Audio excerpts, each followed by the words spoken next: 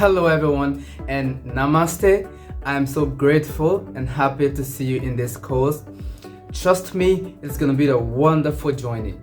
And our course is about cyber safety awareness in workplaces.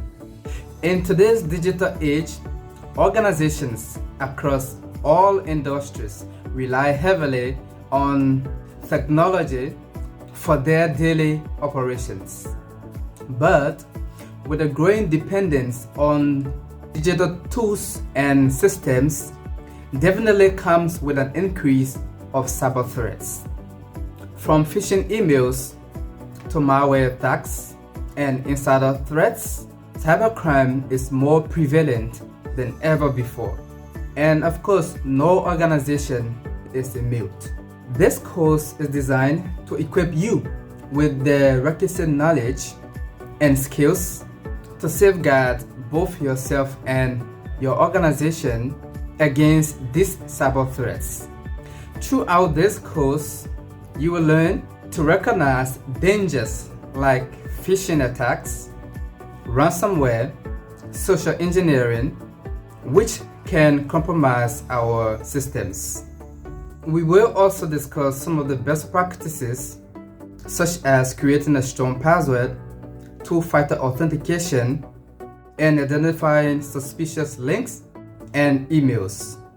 We will also dive into how to protect our devices, be it company-wide or personal devices, and also our network systems. In case of a breach, reporting these incidents is key. So we will also dive into incident reporting and response. At the end, we will also discuss how to build a cyber safety culture in our organizations. Why is this important? Well, a single cybersecurity breach can cause an organization millions in damage, not to mention the loss of sensitive data, reputation, customer trust, and a lot more. By learning and applying these practices, you will not only protect yourself, but also your organizations, businesses, and workplaces. So join us in this course towards becoming a proactive participant in securing yourself, organization, businesses, workplaces against cyber threats. See you.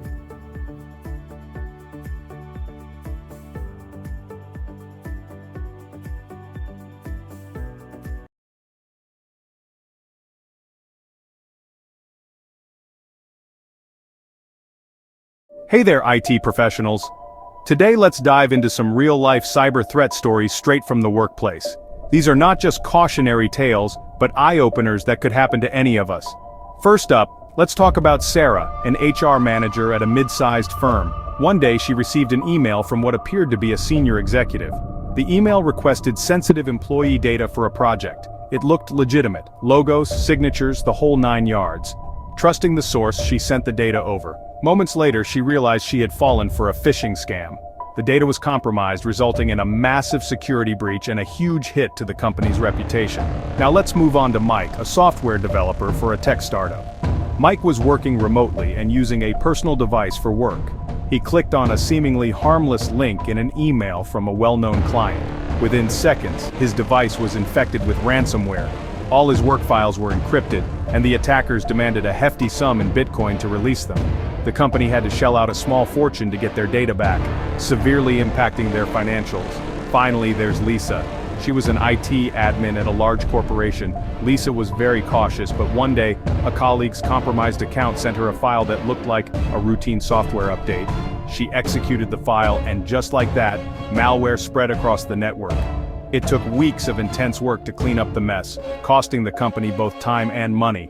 These stories highlight the importance of vigilance and robust cybersecurity measures. It's not just about having strong passwords or updated software. It's about being aware, staying informed, and always questioning the unexpected. So, my fellow IT professionals, stay sharp and keep your cyber defenses up. The next story could be yours. Thanks for watching and take care.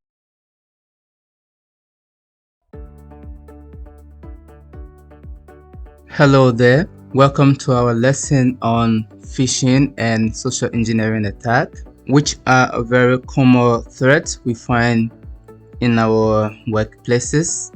Let's dive into this. In this lesson, we will look at what is phishing, the types of phishing, and some common phishing tactics, identifying suspicious links and email addresses, social engineering, and the manipulation techniques. We will look at that, and how to prevent phishing and social engineering attacks. Lastly, we will look at some few examples how phishing attacks look like and how social engineering is carried on. In today's world, phishing and social engineering are a growing threat in attacks around the world. So staying alert and learning to identify these suspicious emails, links, and these manipulation techniques is very crucial as an employee, as an individual, or as an organization to protect yourself and the sensitive data that you have in your organization. So phishing attack is the act of fooling a computer user, which can be you, into submitting personal information by creating a counterfeit link or email that looks just like an original mail or from a trusted person. This kind of attack, or these kinds of attacks, are very powerful and are becoming more and more popular in the attacks to our bank accounts and Facebook accounts and even email accounts. We also find out that every year most of the biggest cybercrime cases, they involve phishing attacks, which of course is a type of social engineering attack. There are so many types of phishing attacks, but for the sole purpose of this lesson, we categorize them into 4. Number 1 is deceptive phishing, and in this type of phishing attack, the attacker uses fraudulent emails or messages pretending to be from the legitimate source so as to gather sensitive data from you, the user. The second one is the spear phishing. This type of attack aims at a specific individual or specific organization and thereby using a personalized content. So an example, a phishing attack targeted to Google will personalize the message or whatever content specifically for Google and also for an individual as well. The next type of phishing is called the hidden phishing, and this is a type of spear phishing, and for this it targets specific high profile individuals, so like the CEO or like senior managers or those in high positions. This type of phishing targets those specific people. Lastly, we look at the pharming phishing. This type of phishing will redirect users from a legitimate website into the fraudulent website. An example could be to redirect the Facebook official login to the fraudulent or the fake login of Facebook, and then you'll be asked to enter your login credentials, which will then be captured by the attacker. Finally, they could either redirect you to the original website or redirect you to somewhere else. Knowing these types of attacks and understanding them can help us identify what kind of phishing attack, and can also help us to analyze more as to what exactly is the aim of the attacker. There are so many tactics that are used by these attackers to get our information using phishing. We have categorized them into three: urgent request, impersonation, exploiting emotions. So most times, most of the messages we receive are urgent requests. So the phisher or the attacker will create a fake sense of urgency to pressure the victim, into taking immediate action. Some of these examples we will give in the demo session. Another one is impersonation. The attacker will act as a trusted entity or an organization like a bank, a government agency, or other tech companies, or even maybe your IT manager or from your IT team.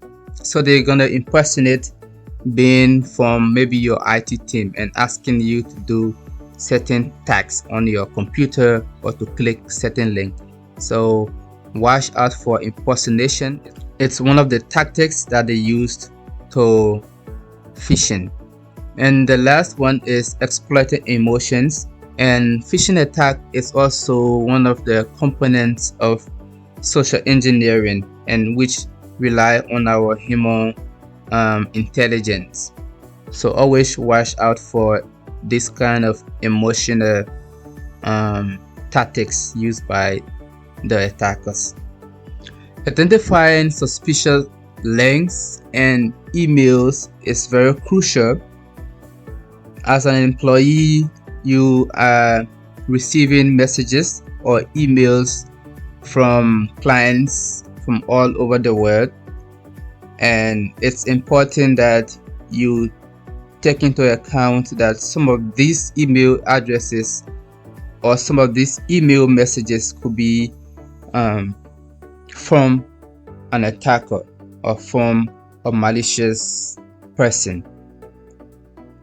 Knowing who is the sender is very cardinal whenever you receive a message, especially something that is urgent or something that requires you to react.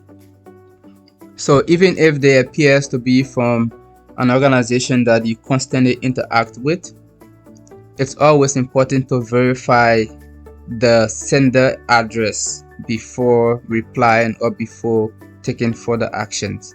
Some of the times the addresses might look similar, which might trigger you into believing that it is from the original source, but once it comes to providing personal information or clicking links, always make sure to verify the sender properly.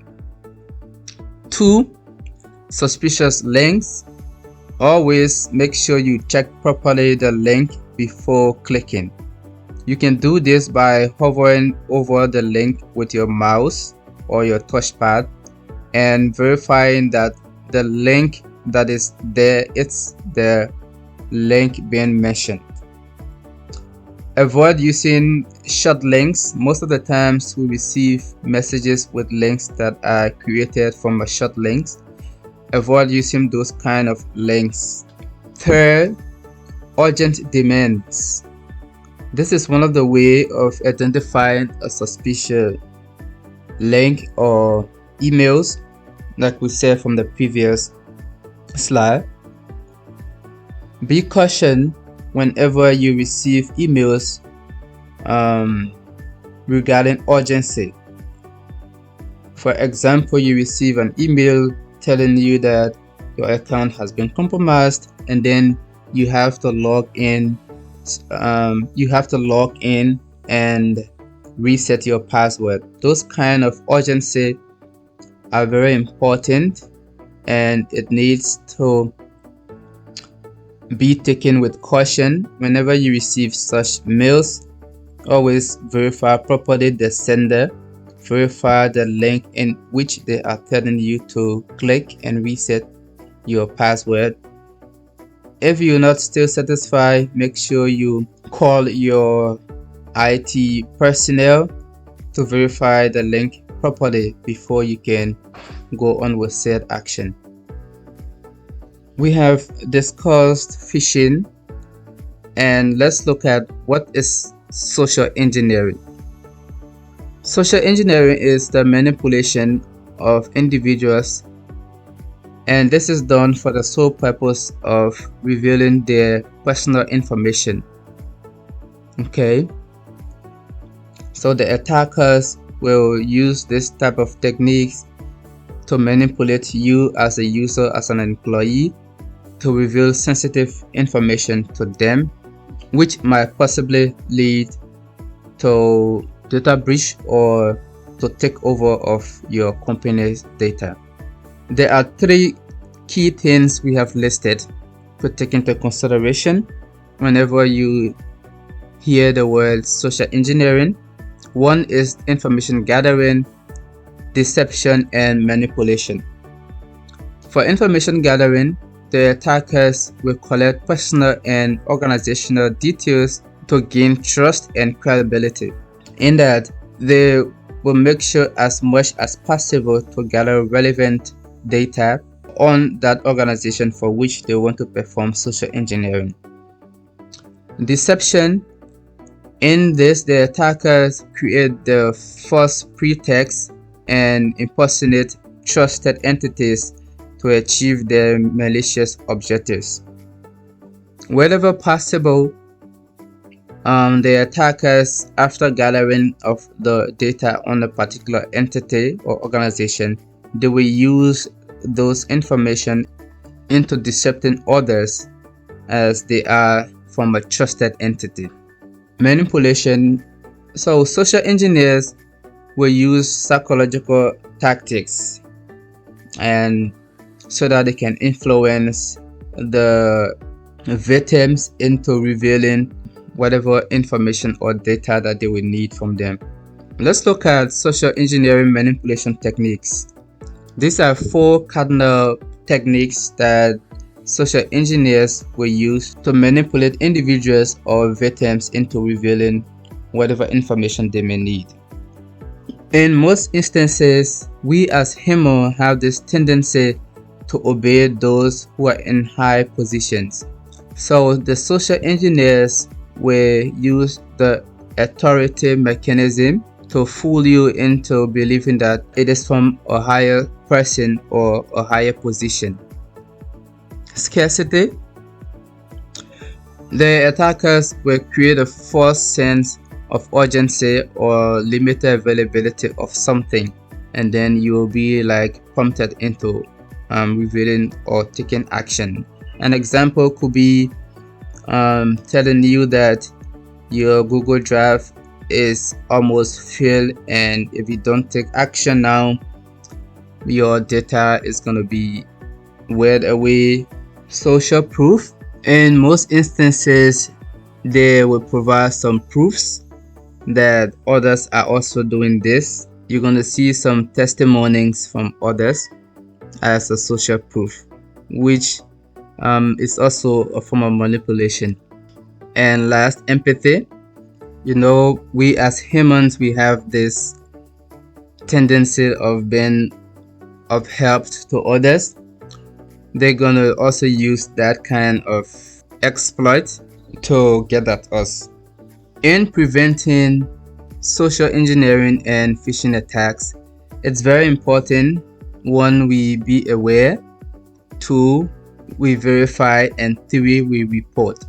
Always keep educated or aware of social engineering and phishing. Always read online about latest phishing techniques or social engineering techniques so that you can be aware of them. Verification, like we said before, always verify the source, the links, the emails before taking any action. And lastly, reporting is also key. Whenever you feel that it's a suspicious activity, and you can report that to your IT team or relevant authorities for an assistance or for immediate action. Now let's look into some of the examples of what a phishing attack or what a social engineering might look like. This is a scenario of a social engineering attack, and I got this image from Google, and it helps us to understand how exactly the social engineering attack will work. The first step is that the attacker will perform reconnaissance, and we learned that from the past slides that they will gather information regarding the organization. And next, they will use those information to craft either an email message and then send to the victim. Maybe it could be someone who is working as an employee in a specific entity. The third step is that the user, having known that it is from an attacker or someone malicious, will open the attachment or whatever file or whatever link, and then that malware is going to get executed on the user's PC. And after then, the malware in step 4 steals the user credentials and other sensitive data. It could go as far as spreading throughout the network. And lastly, 5, the malware will send the stolen data through a remote means to the attacker. So this is a high-level understanding of how the process of social engineering will work, and as well phishing will work. So this is a perfect example again, and the attacker here sent an email to a victim in step 2, and the victim clicks on the email, and the email had a link that required the user to click, and after clicking, the user was presented with a phishing website, which of course the user did not know that it was a phishing website. So the user entered all of the credentials. Take for example, it was Facebook login, so the user entered the username and password of his Facebook account, and those credentials were then sent to the attacker in step 4, and the attacker used the victim credentials to access the Facebook account of the user. Now this is an example of a phishing link and the real link. So the real is on the left and the fake link is in the red as fixed on the right. You'll see that paypal.com/sign-in is the official login page of PayPal according to this data or according to this example, and the fake one is payl.com. Even though the login page looks similar, the PayPal and so forth, the colors look similar, but you see that the addresses are not the same, and someone who will not look at them carefully will be carried away by just the PayPal logo and the blue text or the blue login button and so forth, and then they will put in their credentials for PayPal, which this data is going to go directly to the attacker. So always be careful whenever you are presented with a web page to put in your credentials or personal information. Always verify that it is the legitimate address. This is an example of an email that was sent to an employee Gmail's account, and there are a few things we can gather from here. So here, like we learn of urgency, and in the title it says important, your password will expire in 1 day. This is urgent, from our point of view it's very urgent, and as you can read from the mail that the password will expire in 24 hours. So follow the link below to update your password, and they give the link. But there are two things we can look at here. One is the urgency. We should also check the source from whom the mail came, and also the link that is in the mail telling us to reset our password. We can now understand from this that the address using myuniversity.edu/renewal is the correct link for resetting our password. If we come back, we will see that this is the one, and this is the original, or this is the legitimate login link. Okay, but what happened behind this link? There was another link. That's why it's always good to hover over whatever link that is being presented to you, and then you can see exactly what is the actual link, because this is just a title of the link and not the real link. Now, the second link at the bottom, we note that instead of .edu we have .edurenewal.com, telling us that this is a different address other than what was stated in the mail. So it's very important to see the link that is behind whatever title of a link before putting in your credentials, or even before clicking. It's very important. This is another email sent to an employee, and the message says that, warning, your mailbox is almost full. The space for your office account, blah blah blah, is almost full. To prevent your incoming and outgoing mail from getting errors, click the link to add additional 10 gig free.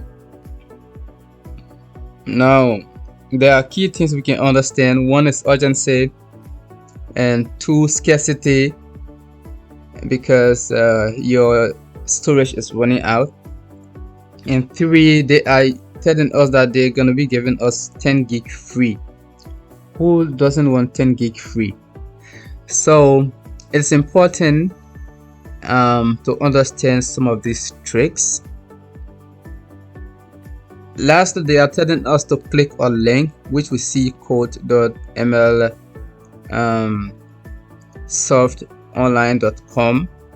Okay, again, we should verify who the mail came from and what is the domain extension of the person, and they're telling us to click a link. Hover, carry the mouse over the link and see what is the actual link of that title. This is an example of a social engineering attack sent through a message. So I have just heard that my friend is in the hospital, and the person's reply, that's awful, I'm so sorry. And the attacker says that, I can't believe it, I really want to help him, but my paycheck is late. I'm embarrassed to ask, maybe you could lend me some, I can send it back right after my paycheck comes, just 200 or so. So this is a message sent, I don't know from whom, but it's like they have been chatting for a while, but then probably the account got compromised by an attacker, and then the attacker is using that means to get in contact with other people. Okay, so these days most of the like WhatsApp accounts, Facebook accounts will get hacked, and they will use that account to get in communication or contact with people. So you feel that it's from a legitimate person because you and that person has been chatting for a while. But then you have to understand, one, urgency, and two, what is required. What are they asking? Are they asking personal information? Are they asking information about funding or so, those are possible signs that it is from a phishing attack, or it is from a malicious source. One thing you could do is to cross-verify. You could call the person direct. Maybe if you have the landline of the person, call the person through their local number, or call the person on a video call, or you could find other means. Maybe if you are close to the person, you can walk to the person's house. Find another means of verifying before sending money or before sending information out. It's very important. Be aware of phishing attack. Always things to look out for. Your friends send you a strange message that they haven't been sending you before. Watch out. Your emotions are highlighted in a message. Watch out. The request is so urgent. Always watch out. The offer feels too good to be true, like you have won 1 million or 100 million or 100,000. Always watch out. You are receiving help you didn't ask for. Most times they will want to help you even though you didn't ask. Always watch out. And lastly, the sender cannot prove their identity. So you have tried to call the person on video call, they are not responding. You've tried other means to verify, they are not responding. And note that that is possibly a phishing attack. Thank you so much for being here for this lesson. I hope you learn a lot out of this. As an employee, it's your responsibility as always to keep safe, because when you keep safe, it means you are keeping your organization and your workplace safe from cyber attack. A breach from an employee can possibly be a breach to the entire company. Stay safe and always be on the alert. See you in the next lesson.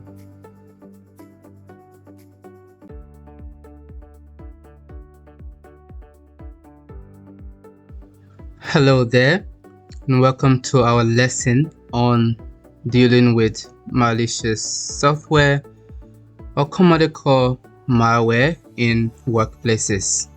Malicious software or malware are a common type of threat we find in our environments and also in our workplaces, and it's crucial that we also take a dive into understanding what is malware, the types of malware, the risks malware poses in our work environment, how they spread, and last we'll look at how we can stay safe from malicious software.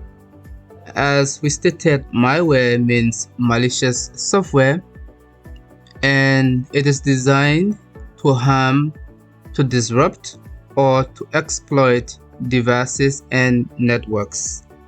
As we all know, in our workplaces, we deal with computers and networks.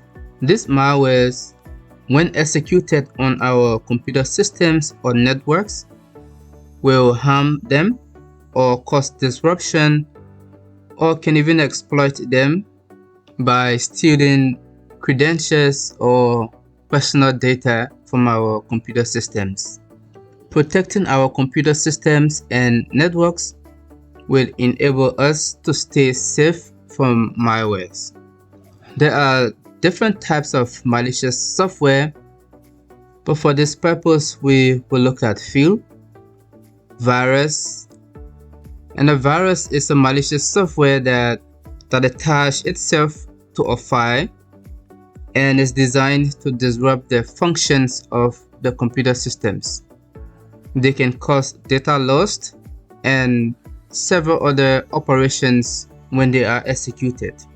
Worms are a kind of self-replicating softwares that spreads through the networks, and they do this without needing a host file, thereby causing disruptions and data loss in our environments. Trojan virus. So the Trojan virus acts like a legitimate software to gain access to sensitive data, but they do not replicate themselves. We also have spyware. They are a kind of malicious software that secretly collects sensitive information, and they can also grant remote access to their attackers. Then we have adware. This kind of malicious software that tracks computer usage to show targeted ads, and sometimes by redirecting our browsers to some unsafe websites. In most cases, you find pop-ups on your computer screens or in your web browsers, and you are redirected after clicking some links. These are operations of adwares. The last we have is called ransomware. This type of malicious software, it encrypts your sensitive data, sometimes your entire drive, and the attacker demands a payment of a ransom before the data can be decrypted or released. And this kind of malware is often spread through phishing attacks or phishing scams. In our work environment today, as we deal with a lot of customer data and our personal data and company-owned data, it's very crucial to stay safe. Malicious software can lead to data breaches, slowdown of systems in our work environments, and they can also disrupt connectivity and productivity and much more. When these attacks are successful, our companies suffer a lot, ranging from reputation damage, financial loss, and so much more. Let's understand how malware spread in our working environment. There are some common entry points.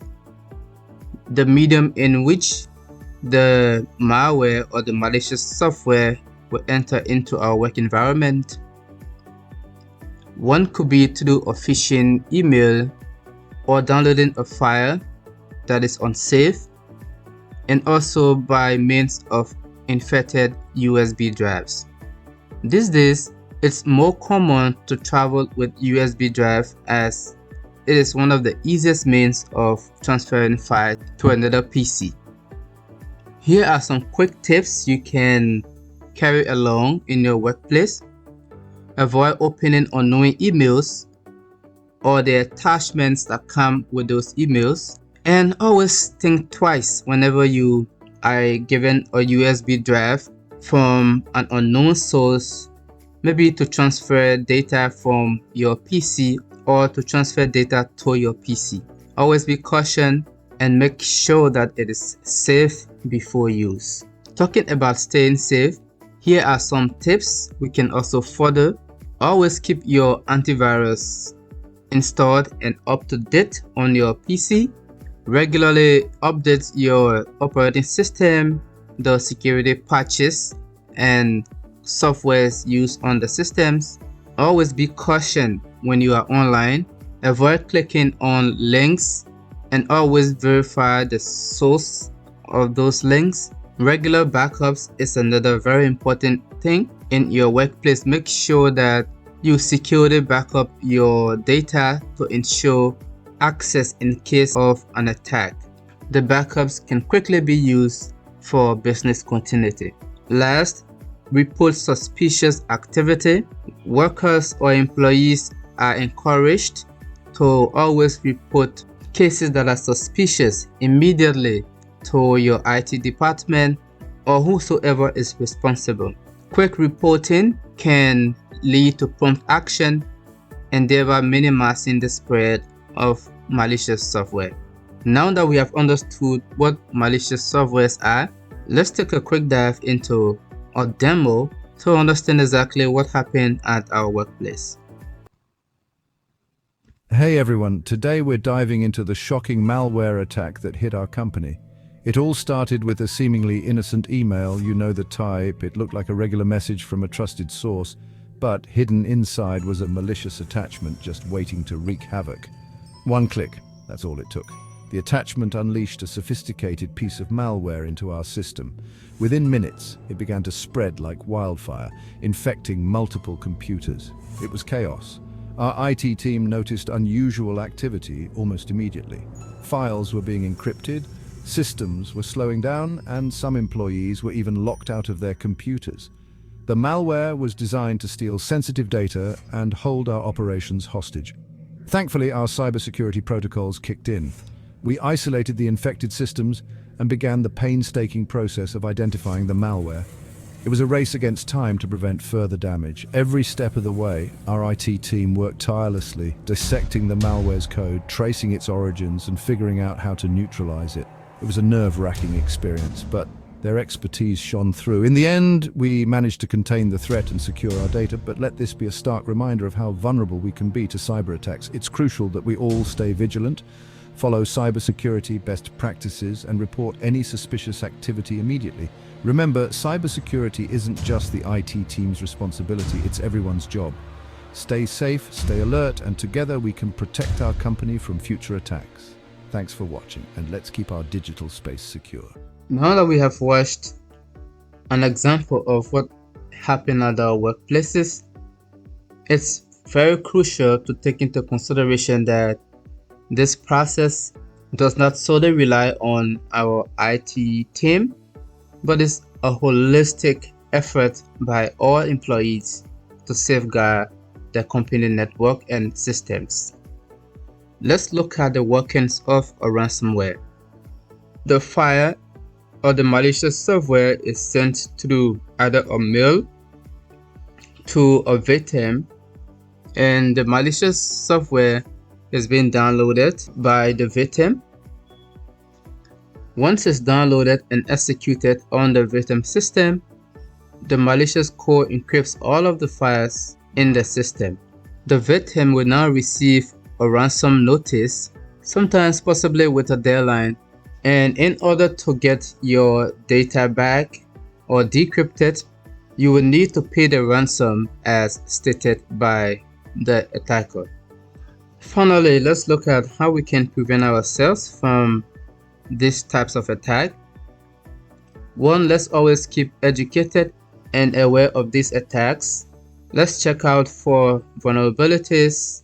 As an IT team, make sure you scan the network, scan the systems for possible vulnerabilities. Always make sure you have a backup of your data, the company's data, employees' data, and customer data. Avoid the download of malicious softwares. It could come in range of free softwares or paid software, whatever the case may be. Make sure you download files from the legitimate sources. Always have an up-to-date antivirus that detects malwares. If you are to test a software, make sure you run that in a sandbox, secure it and safe, so that whatever the case may be, it might not affect your company's data. Lastly, the use of firewall protection. It's very important that we have firewalls, our host-based firewalls, network firewalls, and etc. to help protect our network and our systems from these attacks. We come to the end of this lesson. It has been a wonderful time, and I hope to see you in our next lesson. Thank you, and bye for now.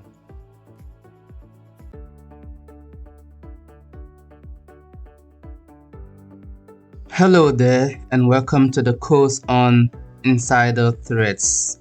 It's important that we note that threats are not always from outside, but as well inside of our organizations. These threats can either be intentional or unintentional threats, but yet then still poses a serious risk to our companies, organizations, and businesses. Let's dive in. At the beginning of this course, we will take a look at an example on how insider threats affect our organization, what are insider threats, and also some of the motivations of insider threats. Then we'll move on to some behavioral indicators of insider threats, and lastly, we'll look at practices for mitigating insider threats. Meet Cybertech Solutions, a successful IT firm trusted by clients around the world. They have built a reputation for delivering top-notch IT services, ensuring their clients' data is secure and their systems are running smoothly. But behind their success, a looming threat was hiding from within. A threat that no one saw coming, a threat that would shake the very foundation of their trust and security. This is Alex. They work in Cybertech's IT department and recently had some financial troubles. Alex was a dedicated employee, always the first to arrive and the last to leave. But personal issues had started to take a toll on their performance and judgment. Tempted by a quick fix, Alex was approached by a fake recruiter promising a large sum for what seemed to be a simple task.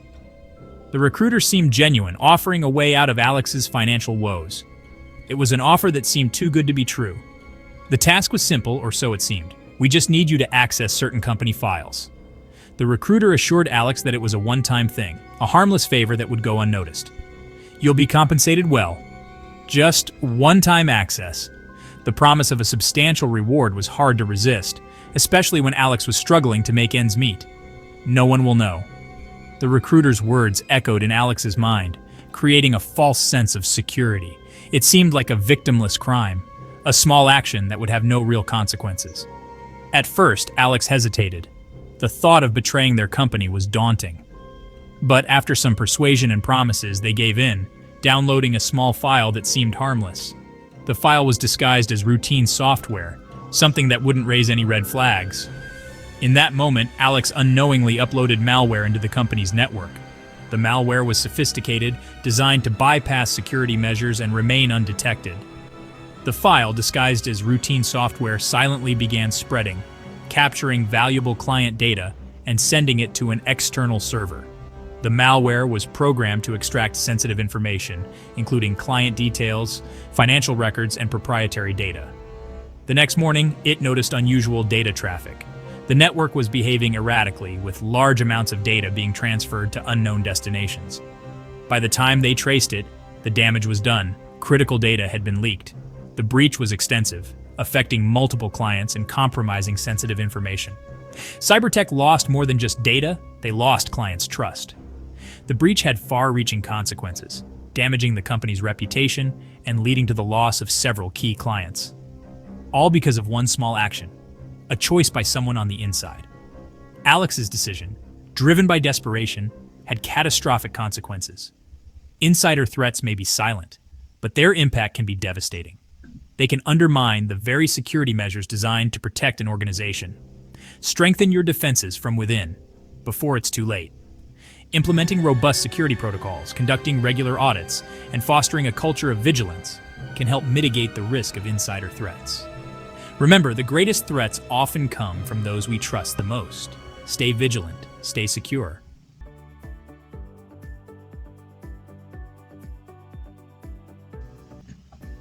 After we have watched and understood the scenario, now it's time that we understand what exactly are insider threats.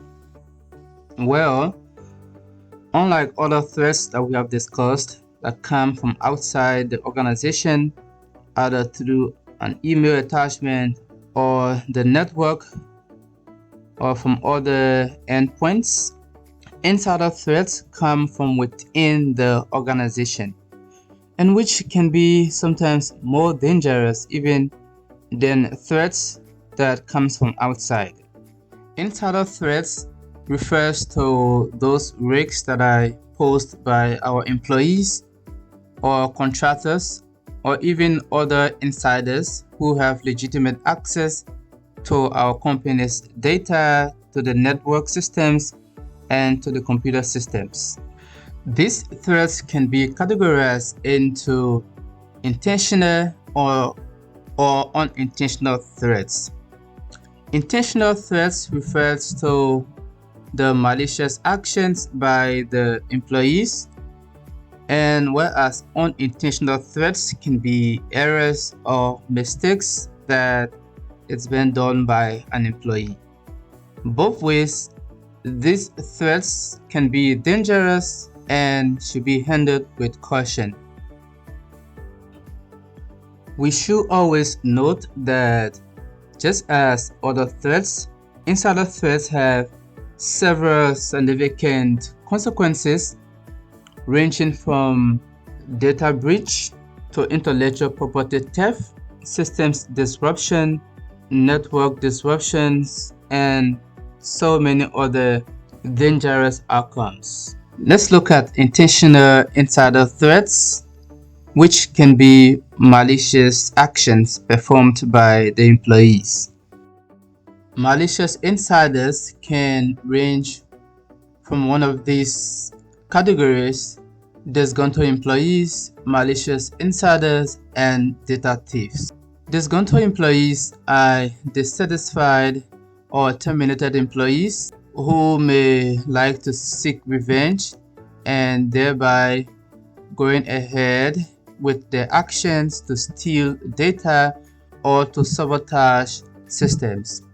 These are employees who were once employed in the entity or organization and due to a reason have been fired or have left the organization, is wishing to seek revenge. The next is malicious insider, and these are employees who have history of unethical behaviors, either for financial motivation or for other reasons. They do this to compromise the security protocols for their own personal gains.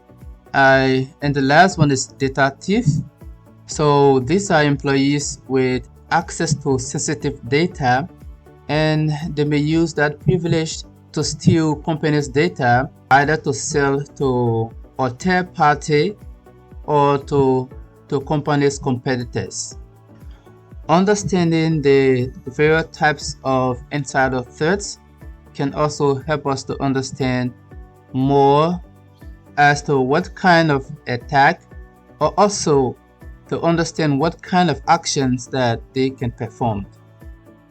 The next type of insider threat is called the unintentional insider threat, and this is based on the employee's negligence or errors that poses a security risk to the organization.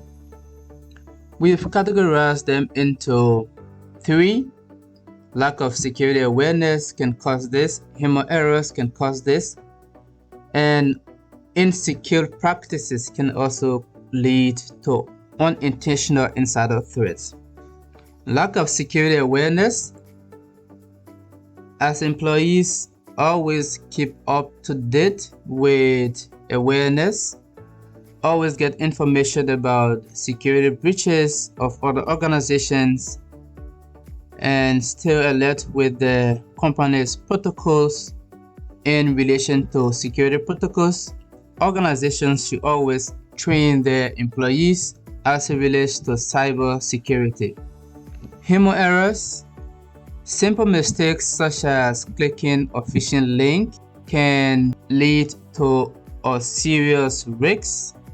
Even while sending an email to a client, mistakenly involving in some typo errors can also lead to revealing of sensitive data to other parties, and as well misplacing your device also poses a risk of data leakage and can also lead to a compromise of the organization's security protocols. Lastly, insecure practices, the use of weak passwords, sharing of confidential information by the employees, and failing to follow security protocols put in place can also lead to these kind of threats, which can be dangerous to the organization's safety. So as an employee, always be cautioned in every action you do regarding company's data. Make sure to act accordingly and to act with caution. Insider threats, most especially intentional insider threats, have several motivations ranging from greed to pressure, maybe because of a pressure from someone outside, organizational policies, to anger because of some misunderstanding between maybe an employee and their boss, financial gain because of some financial circumstances or constraints as we watched in the earlier demo, and also because of discontentment, jealousy, and so on. These are all motivations and so much more for which an insider or an employee can be a threat to organizations. Let's look at a general step that most times is followed by these insider threats.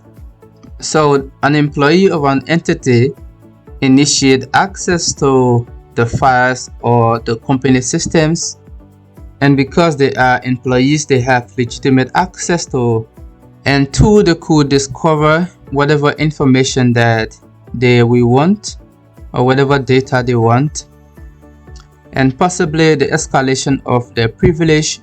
So if they were just an employee, they would like to have a higher privilege of a manager or so on. Next, they will collect whatever data that they would need from the escalation of the privilege. And next is to send that data collected. They can also perform exploitation. And lastly, cover up their tracks, whatever actions that they have performed, they possibly try to cover up so that they will not be traced by someone. Now it's time for us to learn some behavioral indicators of a potential insider threats, and they can range from the mood or changes in work habits, financial problems, and suspicious communications.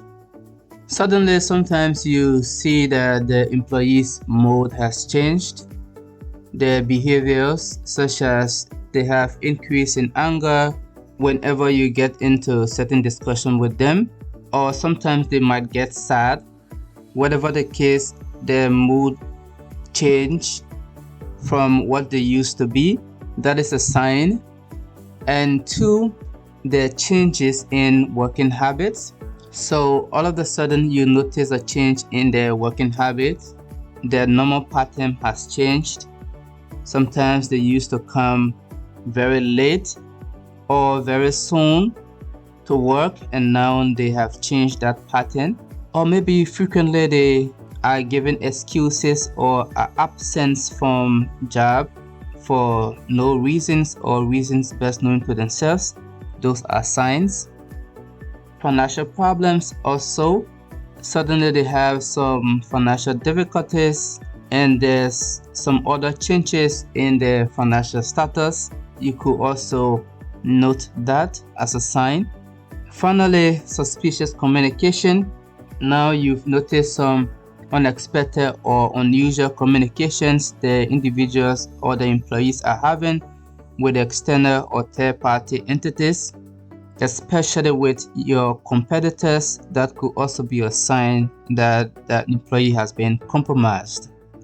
Knowing and understanding these behaviors can help the organization or can help entities quickly recognize that their employees has been compromised and can take further actions either into investigation or other actions that may be deemed necessary. Compromise of employees can most times be done by external factors. So it's very important to understand the behaviors of our employees, and if there's any possible change in the present status. There are several other practices for mitigating insider threats. We will look at the key three: employees awareness, access controls, and continuous monitoring are cardinal in mitigating these type of threats. Always keep your employees aware and educated about cyber threats, about ransomware, about phishing, and a whole lot of threats out there. Get them informed, get them educated, so that just in case if they are posed with such situation, they can know what kind of actions to take. Not forgetting the company policies. Make sure you educate your employees on the requisite policies that affect them in terms of protecting companies' intellectual property and systems. Access control is also a key, as regulating access or implementing robust access controls and monitoring systems can limit the employees' access to certain sensitive data in case of a breach. Continuous monitoring is also a key, and regularly monitoring employees' actions or activities such as logs can also be relevant in early detection of possible compromise. We have come to the end of this lesson. It's been a wonderful time, and always note that insider threat is very cardinal in an organization and should be treated with caution. A compromise of a single employee can lead to a compromise of an entire system. Thank you, and I hope to see you in the next lesson.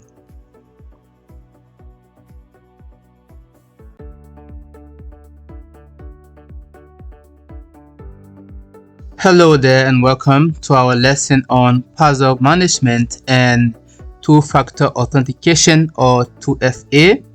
As in our work environment, we deal with so many online and offline accounts, including our personal devices or work devices, emails, accounts, social media accounts, and so forth.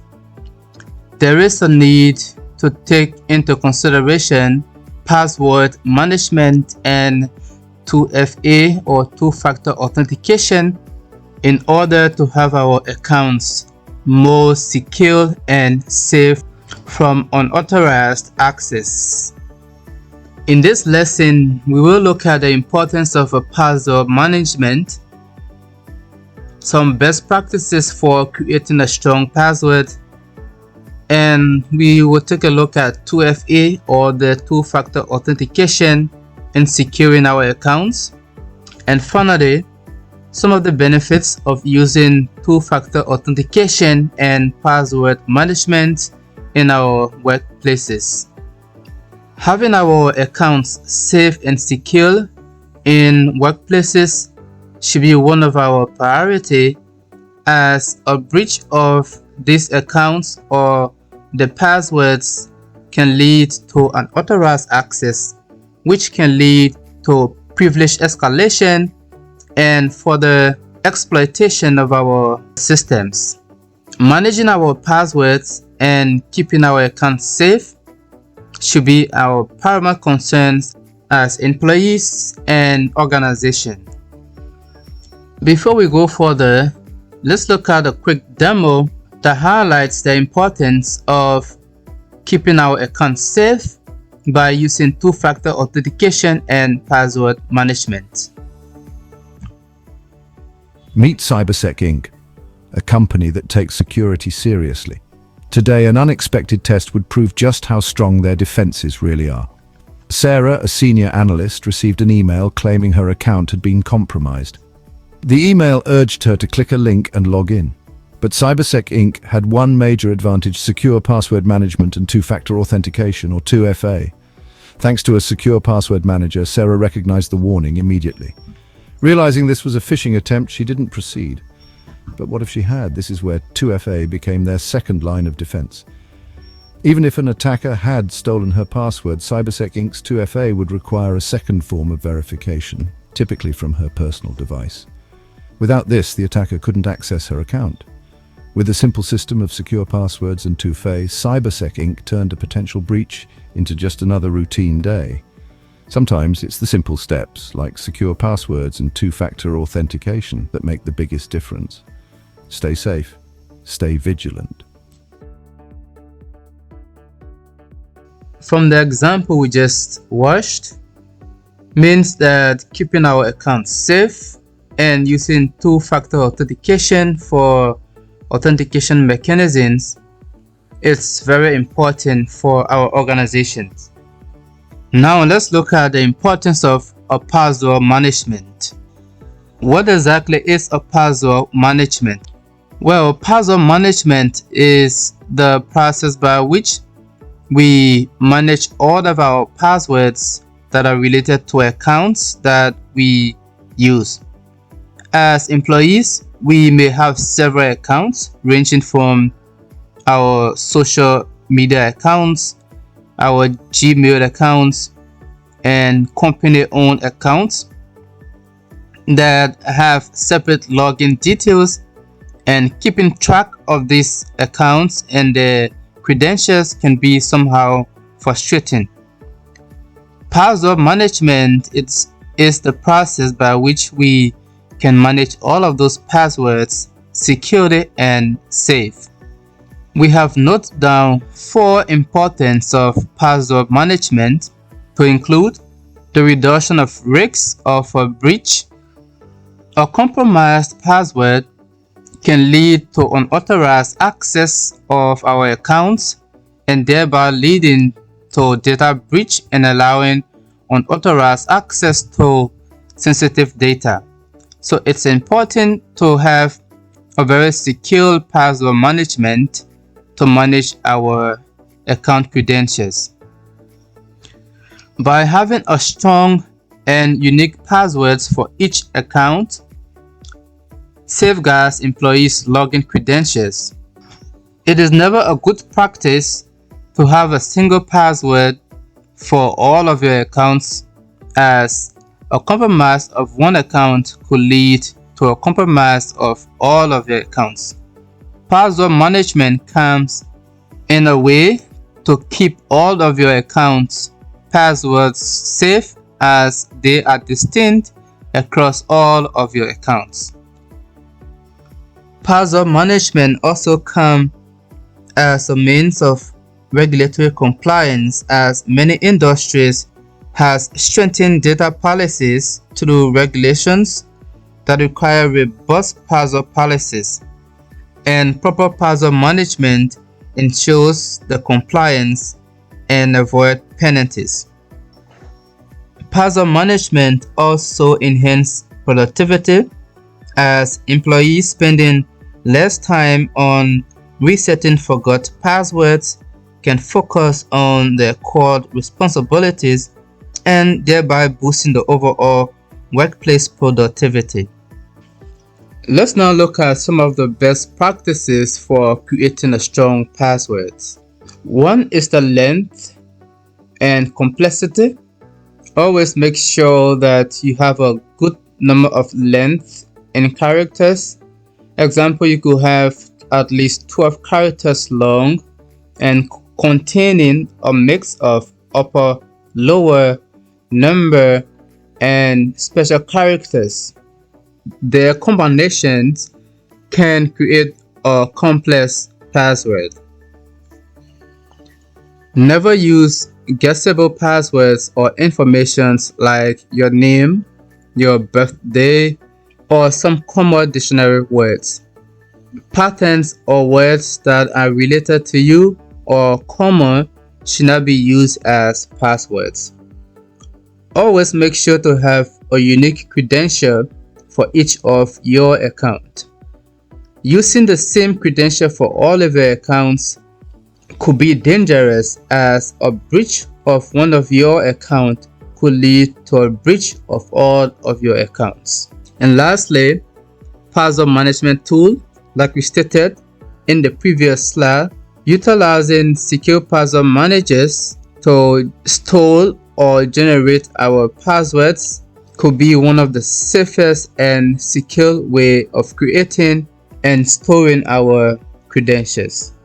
Having understood password management, let's take a look at two-factor authentication, or commonly referred to as 2FA. This is a robust authentication mechanism wherein most times we say it requires something you know plus something you have. Something you know could be your password, plus something you have could be a device that you have, like a hardware or an application. Using two-factor authentication, one, you have to enable the 2FA. Most online platforms such as Google, Facebook, Amazon, and so forth uses two-factor authentication. You just have to enable the 2FA option and provide all of the criteria needed to enable your two-factor authentication on your account. 2. Choose authentication mechanism. You can select the most secure 2FA method, which could be either using your mobile app or using SMS verification or email verification. And 3. Set up a recovery option. Always ensure that you have a backup method to access accounts in case the primary 2FA method is unavailable. This can pose a serious problem sometimes if you did not set up a recovery option and you are unable to access your second device for verification. You are most times most likely to stay out of your account for a while. Two-factor authentication is a very great option for securing our accounts. How it works is that after you have set up your 2FA and chosen your method of verification such as SMS or email message or hardware, whenever you are asked to log in, and provided you have proofed your identity by putting in your username and password, a second verification mechanism is employed to verify that it is you, and this is done through the device for which or the option for which you chose for the second verification. If you chose an app, example, an authenticator, you will be presented with a code through your app that you have to insert in your account before logging in. If you chose SMS, you're going to receive an SMS with a code that you have to enter into your account before successfully logging in. So this way, even if your account is breached from another location by a malicious actor, they will need this second authentication mechanism, which they possibly might not have, in order to log into your account. So this is secure and safe, but as we say, always make sure to have a backup plan for your second authentication, so that just in case if it's not available, you have another option for logging in. Let's look at some of the benefits of using two-factor authentication in our workplace. It's highlighting security. So as we said, two-factor authentication adds an extra layer of protection against unauthorized access. So whenever they have gained access to your account's credentials, you still have another level of authentication which they possibly may not have to gain access to your account. 2. Improve compliance. As these days, most industries have these regulations that you have to have a secure means of protecting data. So having a 2FA can also ensure a compliance to regulatory bodies. And lastly, enhance user experience. So with a very streamlined 2FA method, the login process can become more convenient for employees, and thereby improving productivity and reducing frustration, because you don't have to worry about your credentials were leaked or someone has took over your account, because you always have that second device. That is something you have. It's always there with you. Thank you so much for staying. This is how we come to the end of this lesson. We hope you learned something. It has been a great time. and I hope to see you in the next lesson.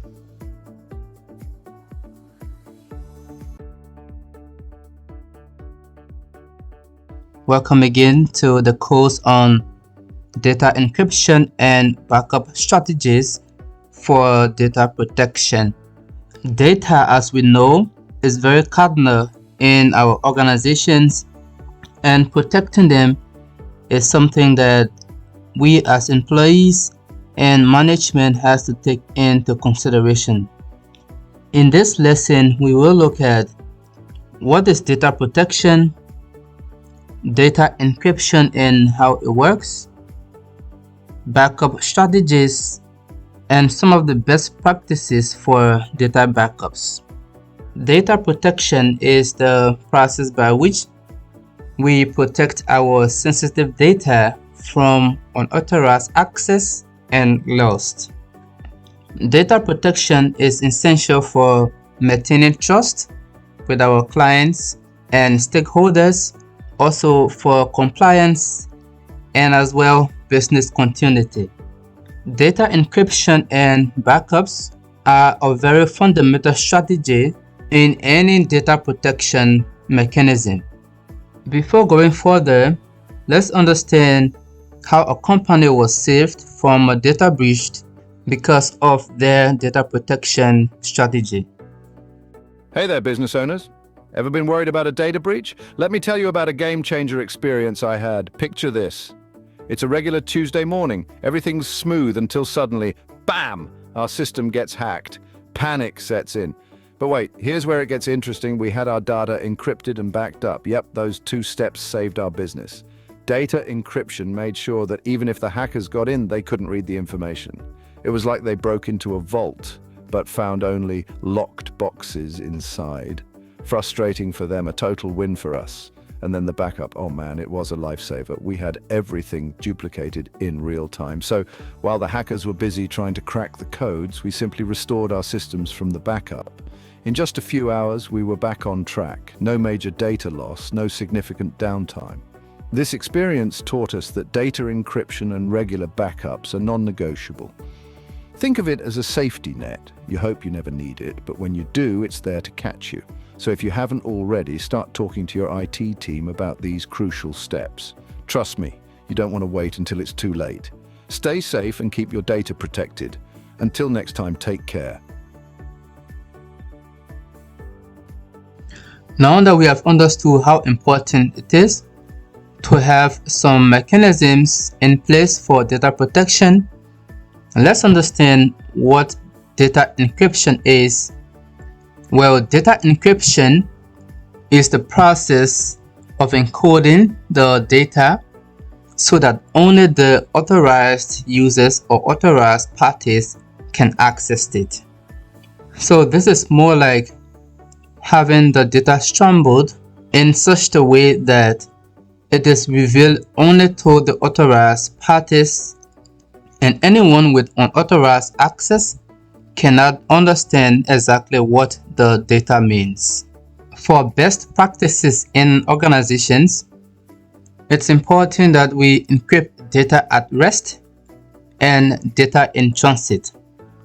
Data at rest can be databases, files we have stored on our PCs, and also storage medium, etc. This can be considered as data at rest, and it's a good practice to also have them encrypted. And second, encrypt data in transit. So this is the use of secure protocols like TLS and SSL to protect our data whenever we are transmitting them over a network, so that third party trying to view the data will not make sense of the data. What are the benefits of data encryption? It protects data confidentiality, especially in transit and at rest. So should in case your data land in a malicious possession, because the data is encrypted, it's difficult to make use of the data since the data is scrambled. The malicious person will not make any use of the data because the data is in such a way that it cannot be understood by him or her and only the authorized parties. The second benefit is that it enables companies to comply with data protection policies such as HIPAA and etc. To see how data encryption works, let's look at this scenario. We have a text, which is an unencrypted text or a plain message. This is code. This message, to be encrypted, uses a key that locks the text, and the process is called encryption. And the encrypted text, as you can see in the middle, has been scrambled in order that it makes no sense to anyone who is viewing. The next step is the decryption step. The decryption also uses a key to unlock the text, thereby revealing what exactly has been encrypted. The process is called decryption, and as we can see, we have the original message. This is code. Please understand that this is a high-level understanding of how encryption and decryption work. Since we have understood data encryption, it's fair enough that we look at backup strategies in our work environment. Backing up our data is very essential, just as we watched from the earlier example. They can be used for recovery just in the case we have system errors or breach of our data and so forth. Or the first place we will want to look at to get back into business is our backup files. Why should we back up? Well, as I said, backup enables recovery in case of accidental deletion or hardware failure, or maybe in case of a cyber attack. And there are types of backup. We have the full backup, which is the complete backup of all the data you have on your systems. We have incremental backup, and this only backup changes made since the last backup. And then we have differential backup, and this is the backup where the changes since the last full backup was made. So as IT professionals, it's fair enough to understand what kind of backup your business needs, depending on your storage medium or how sensitive your data is. You can frequently back up your data daily or weekly, and this reduces the data loss risk. Some best practices for data backups, and first we have the 3-2-1 rule. And this rule is interpreted as you should have at least 3 copies of your data. That is 3 different copies backed up of your data. 2 of the copies on 2 different storage mediums. And you should keep 1 copy off site. That could be in another country or somewhere that is not on site. And this is done for a very good reason. If a particular storage medium will fail, you can use the other medium to recover your data. If, for example, there is a natural disaster and your facility has been damaged or theft, then you can have a copy from your remote location or the copy that was made off-site. So this is very key in the backup process that you have to take into consideration when you're doing data backup. Second, it's important to have an automated backup. We can schedule our backups to ensure consistency, because we as humans sometimes we forget testing. It's always a good practice to regularly test your backups and make sure that they are up to date. Let's look at cloud versus local backup. It's important you have both your local and your cloud backups, so that just in case of a natural disaster or in case of theft, then your cloud or remote backup can be best suited for that scenario. Now we have come to the end of this lesson on data encryption and data backups, which are essential for data protection in our workplaces. Always make sure you encrypt your data and make sure you have backups in a secure location. Make sure you understand the 3-2-1 rule have 3 backups, 2 in distinct places, and have 1 in a remote location. Thank you so much, and I'll see you in the next lesson.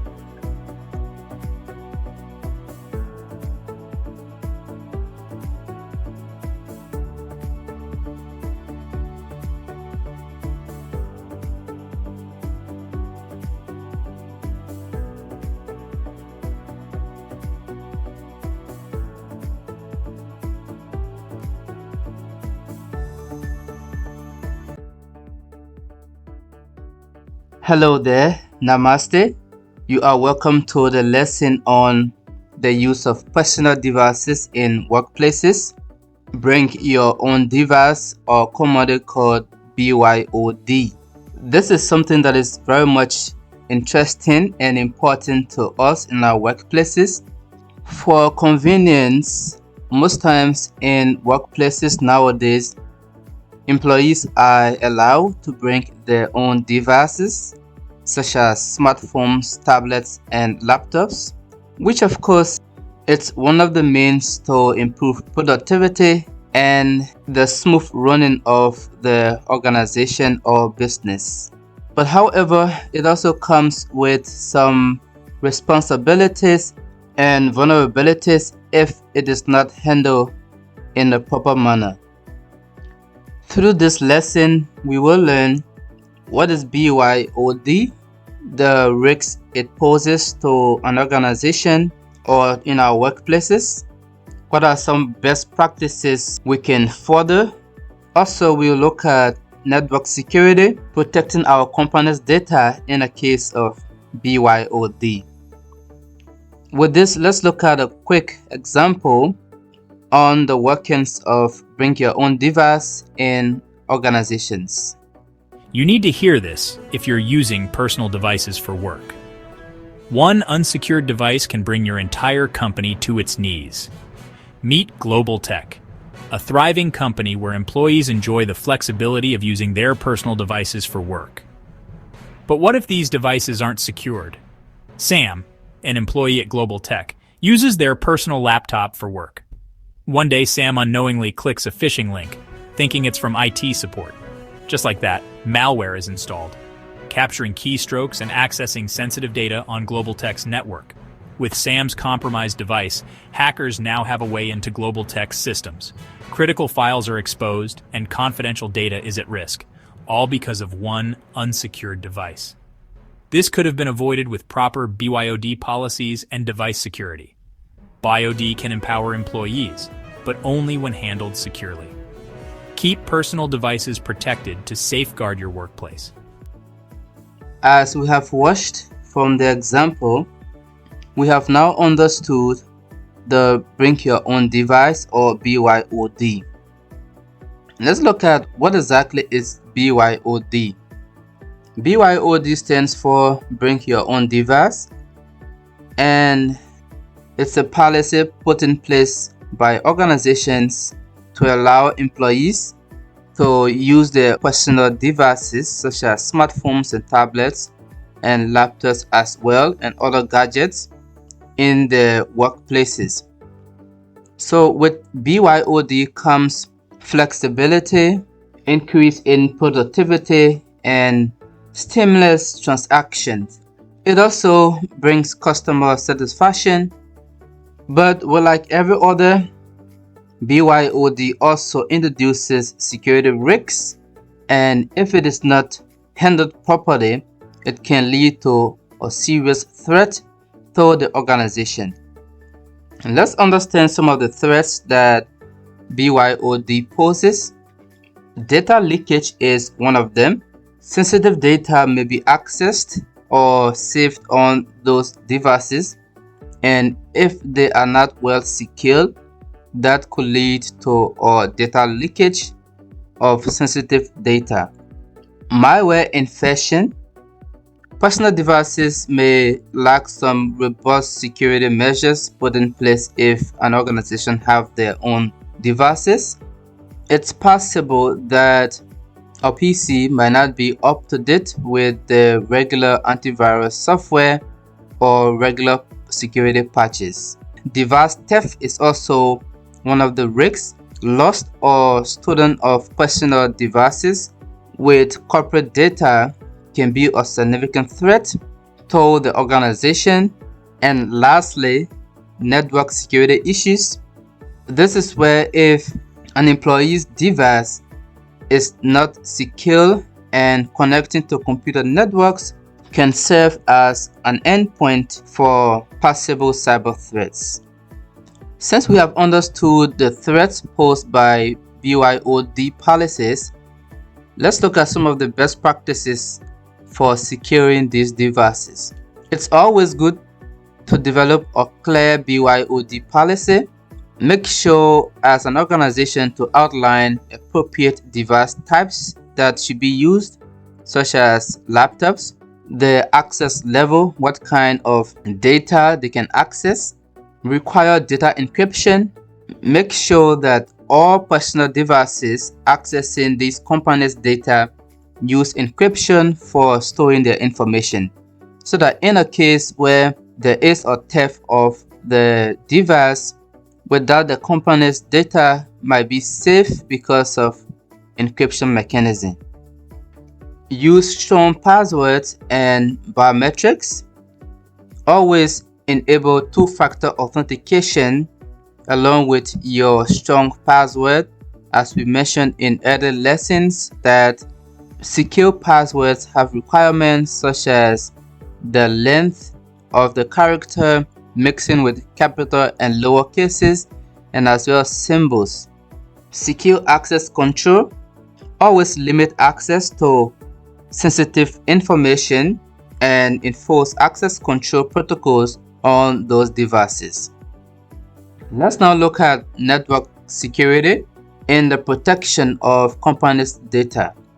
It's always good to implement VPNs or virtual private networks, which should be required to secure data in transit, especially when we are using the device on a public or untrusted networks.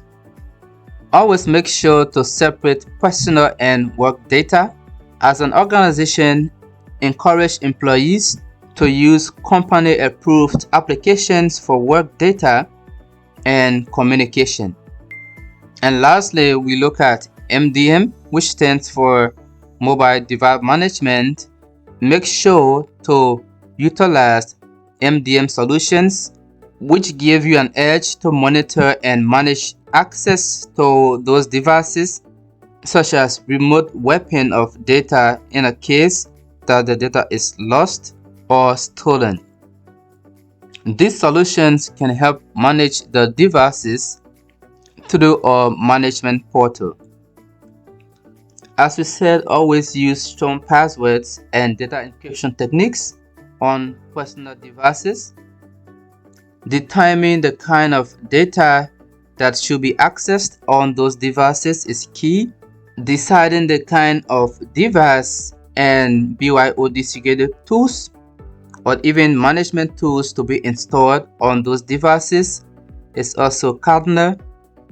It's also important to choose an appropriate time-based lockout feature so that users are unable to engage in long sessions, which can provide a way for attackers to gain access to sensitive data. And lastly, design a policy that decides how the organization can wipe sensitive information off the user's device if there's a need to do so. We have come to the end of this lesson. BYOD in organizations enhances productivity and flexibility, but there's a need to have an improved and up-to-date policy to protect companies' data. Combining these strong policies, device security, and employees' education creates a safe BYOD environment in our organization. Thank you so much for taking this lesson, and I hope to see you in the next lesson. Bye-bye.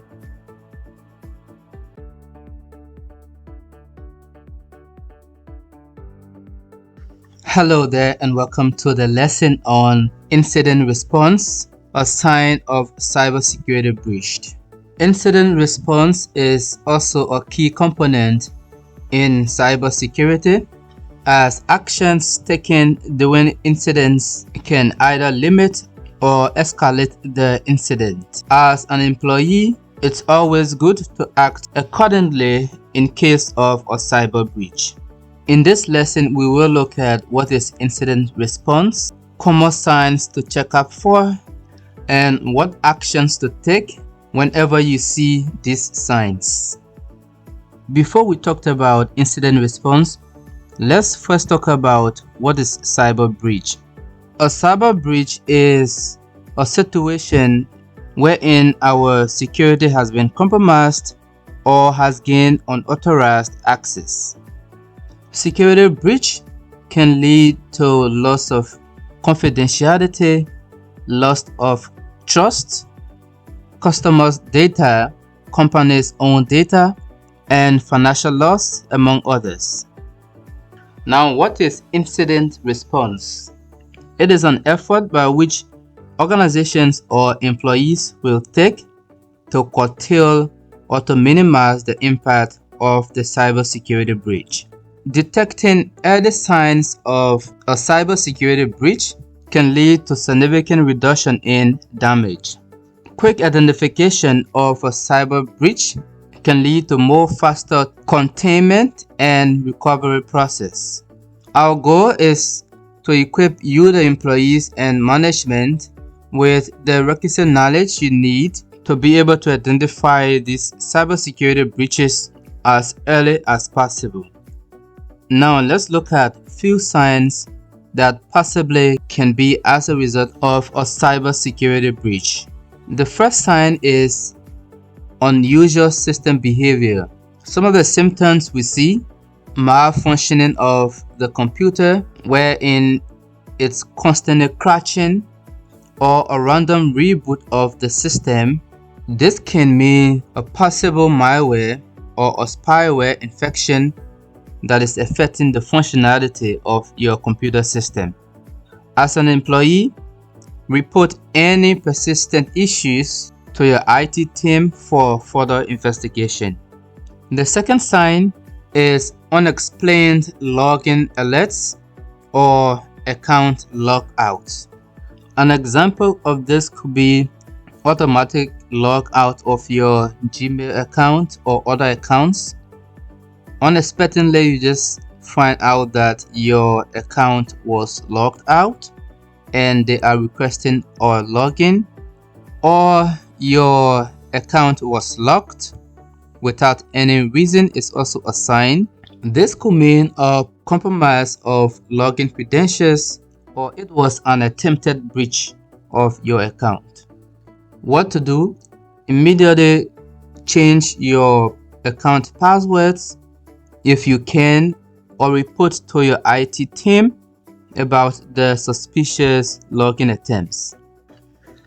Sign 3. You have seen some suspicious email being sent from your email account, or you've possibly seen some increase in phishing emails from unknown sources. This could mean your email account has been compromised and has been used to send malicious messages. Report the incident to the IT team. Do not click any link or any suspicious link in the emails or attachments being sent. Sign 4.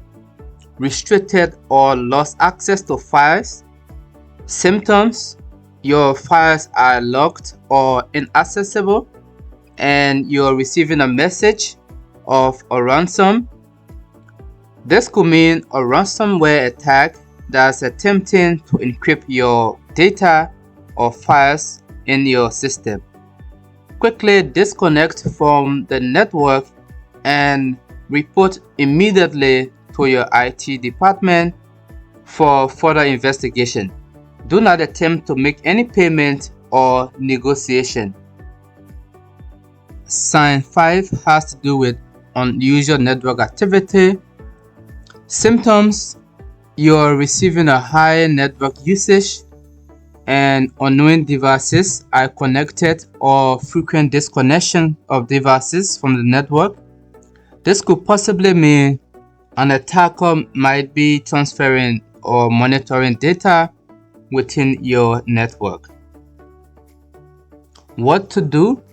Report this incident immediately to the IT department, and the IT department should investigate immediately as to minimize any possible threats to the systems within the network. To summarize our points in incident response, you should always report to your IT department and avoid opening or using compromised files or systems. Make sure you document, record the time, the symptoms, and any actions taken. Stay calm and follow the organization protocols and incident response procedures that are outlined by the organization. So, in the case of the IT team, we have basically 4 stages in the incident response cycle, which we are not going to go in depth, but they include preparation stage, detection and analysis, containment, eradication and recovery process, and lastly, post-incident activities. The post-incident activities stage is where, as an IT department, you are going to put in place mechanisms so that this attack will not happen in the future. Education of employees against the threats also form part of the post-incident activity stage. With this, let's take a look at this demo that demonstrates what exactly goes on in our work environment. It's a familiar scent, one that signals it's almost lunchtime.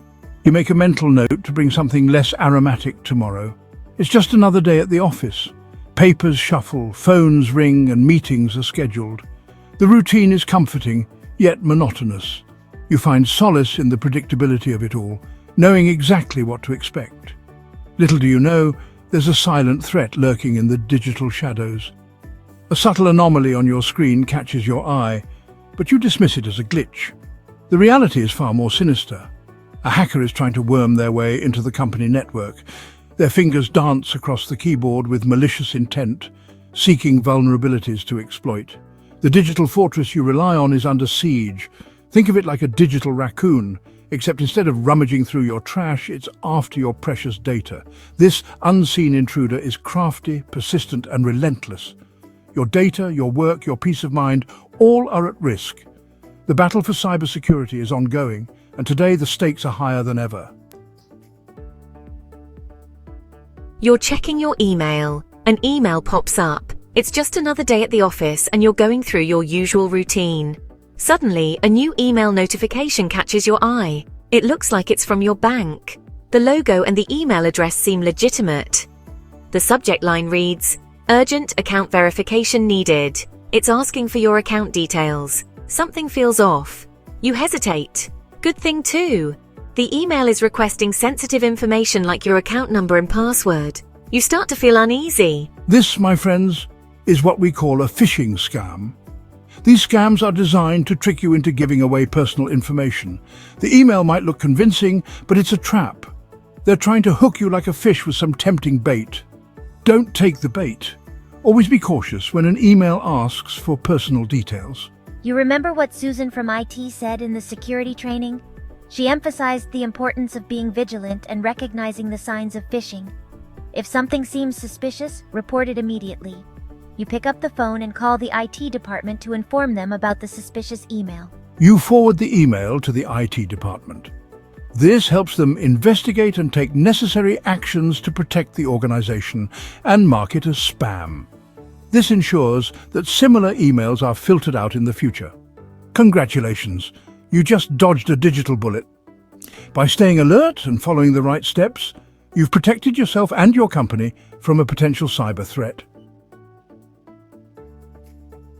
The IT department springs into action. They receive your email.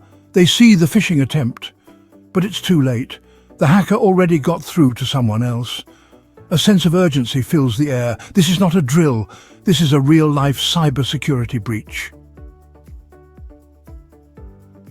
Section 4, the IT cavalry arrives. The IT team, your digital knights in shining armor, jump into action. They isolate the affected systems. They work tirelessly to identify the breach. They find the malware. It's like a digital game of whack-a-mole, except the moles are malicious software. They quarantine the infected systems and begin the process of cleaning and restoring. Section 5. Back online and better than ever. After hours of relentless work, the dedicated IT team finally prevails.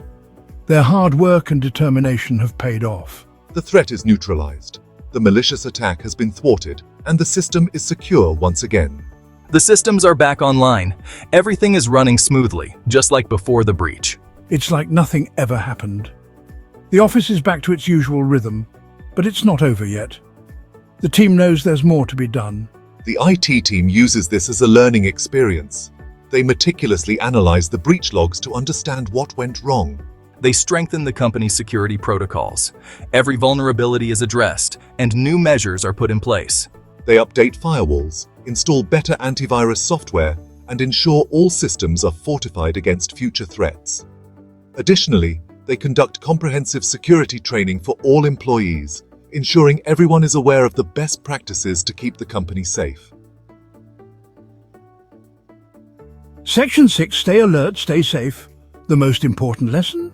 Cybersecurity is everyone's responsibility. Be vigilant, be cautious. Be like a digital detective, always on the lookout for suspicious activity. Report anything unusual to IT immediately. Remember, when it comes to cybersecurity, an ounce of prevention is worth a pound of cure. Stay safe out there, internet friends. Thank you for being there. This is how we come to the end of this lesson. Thank you, and I'll see you in the next lesson.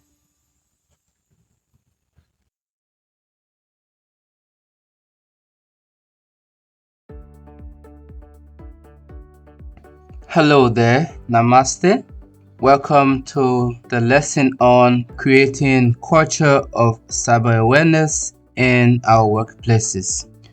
Creating a culture of cyber awareness in workplaces is very essential to keeping employees aware and vigilant about cyber threats.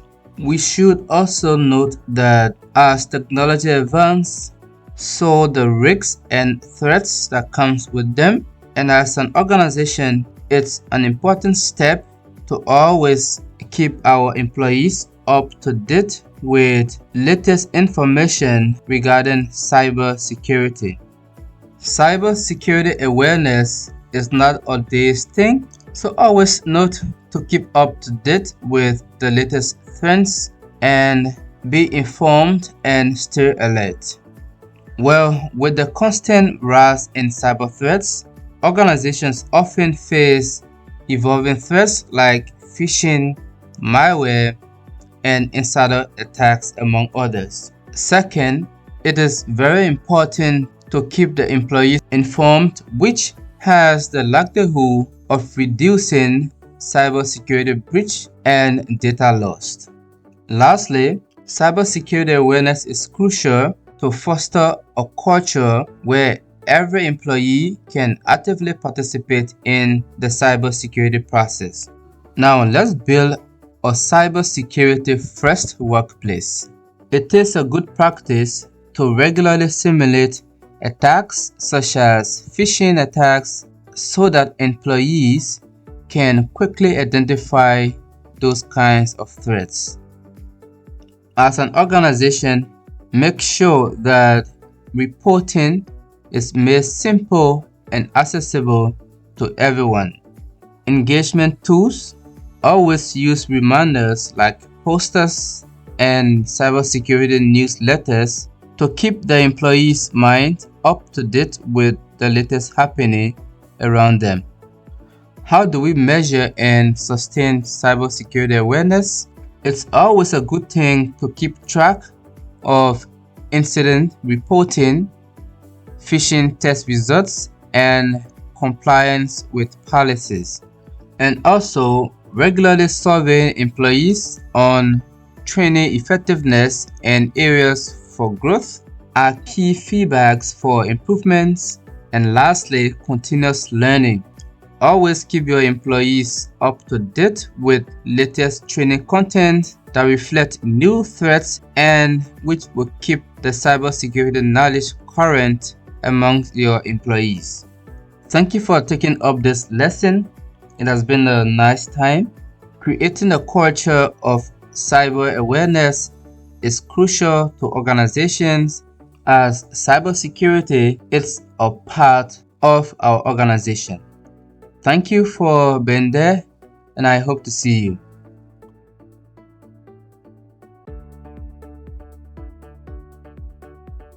Hello again. Congratulations to you for completing this course, Cyber Safety Awareness in Workplaces. This has been more like a workshop, and I'm quite sure that it's going to benefit you and your organizations a lot.